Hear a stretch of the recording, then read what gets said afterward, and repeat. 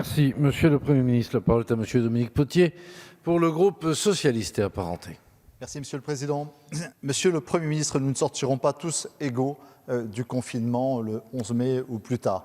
Nous le savons aujourd'hui et c'est ceux qui se battent au quotidien auprès de ceux qui souffrent dans nos EHPAD, dans les associations caritatives, dans les syndicats, qui le disent le plus fort. Ceux qui se battent aujourd'hui voient ceux qui souffrent et qui nous disent à quel point une part d'inégalité, malgré le mouvement de charité, malgré l'engagement et la conscience professionnelle, va amplifier ces inégalités qui précédaient le confinement. Nous ne sortirons pas tous égaux, il y a quelque part quelque chose d'indécent, une atteinte à ce que George Orwell appelait la décence commune dans les propos du président du MEDEF lorsqu'il somme quelque part les travailleurs français de faire des efforts et qu'il prévient qu'ils auront à travailler plus, qu'ils auront à travailler autrement dans les années qui viennent. Il y a juste un effet de contretemps qui est terrible, alors que des millions de Français craignent pour leur pouvoir d'achat, d'autres millions de Français pour leur emploi, que d'autres sont dans des situations de seuil de pauvreté qui sont atteints aujourd'hui. Il y a quelque chose de profondément indécent. Toutes les périodes de rupture, toutes les périodes de conquête de notre société où elle a grandi ont été précédées de mouvements de justice importants, pas de charité, mais de justice. Il n'y a qu'à relire, si nous reprenons les références historiques évoquées par le président de la République hier, celle bien sûr de la déclaration de 1789, elle était du 27 août et c'est quelques jours avant, le 4 août, que nous abolissons les privilèges. C'est plutôt le temps d'abolir les privilèges que de réclamer un effort nouveau au pays. Et puis, il y a une autre date importante, c'est celle des Jours heureux et du Conseil national de la Résistance. Et à ce moment-là, vous le savez, de mars 44 à avril-mai 45, toutes les déclarations des résistants font appel à la question de la justice sociale comme refondatrice de notre société. C'est ce discours, Monsieur le Premier ministre, que nous avons besoin d'entendre aujourd'hui. Le Président nous a invités à nous réinventer. Alors écoutons-nous, écoutez les propositions que nous portons. Ce n'est pas la charité dont nous avons besoin, c'est de la justice qui permettra l'effort, non pas pour simplement reconstruire, mais pour refonder notre société, notre économie, notre pays.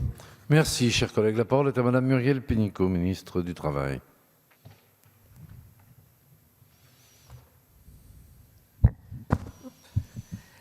Monsieur le Président, Mesdames et Messieurs les députés, Monsieur le député, je crois que vous l'avez dit, on a besoin de justice, on a besoin de cohésion.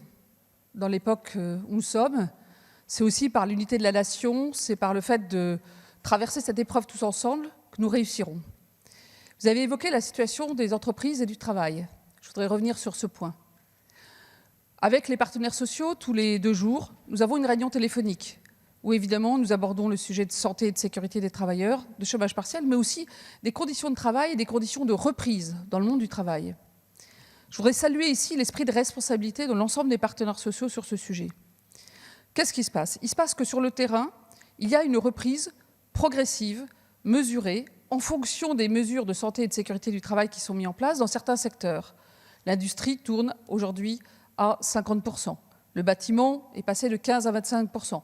C'est encore très modeste et évidemment, après le déconfinement, ça va s'amplifier, et surtout à fur et à mesure des questions de santé et de sécurité.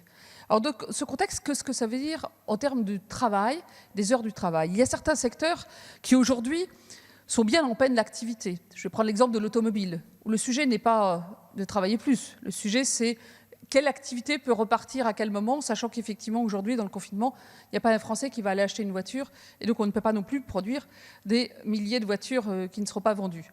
Dans le secteur de l'automobile, il y a certaines équipes qui travaillent, notamment sur tout ce qui est réparation maintenant. C'est important pour les ambulanciers, c'est important pour les chauffeurs-livreurs qui vivent l'agroalimentaire.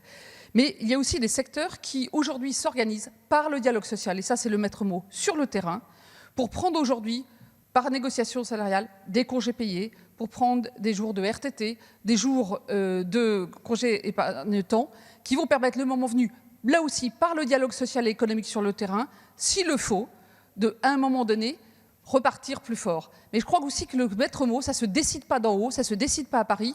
Il y a tous les instruments, et maintenant c'est par le dialogue social sur le terrain qu'à ça se fera, dans l'intérêt évidemment d'apporter les biens et les services dont les Français aient besoin, mais aussi que les travailleurs soient partie prenante de ce sujet.